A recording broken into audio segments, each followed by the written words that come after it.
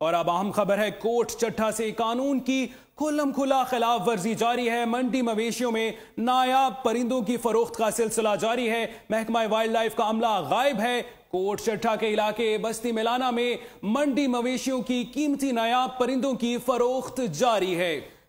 مزید جانتے ہیں نمائندہ 7 نیوز شاہد خان سے۔ جی شاہد خان، بتائیے گا محکمہ وائلڈ لائف کا عملہ کہاں موجود ہے؟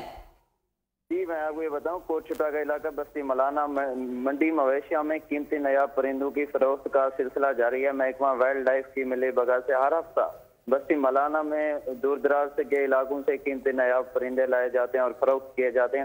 آپ ٹی وی اسکرین پر دیکھ رہے ہوں گے رانی پیڑ نامی قیمتی نایاب پرندہ، جس کی 2500 روپے تک بولی لگائی جا رہی ہے، جبکہ محکمہ وائلڈ لائف کو بار بار آگاہ کیا گیا، وہ ابھی تک نہیں پہنچ سکا۔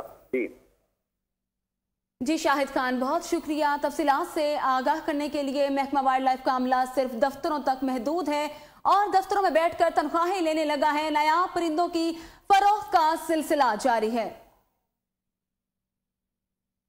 ایک اہم خبر سے آپ کو آگاہ کرتے چلیں، کوٹ ادو میں معمولی سی تکرار پر بھائی نے بھائی پر اینٹوں کی بوچھا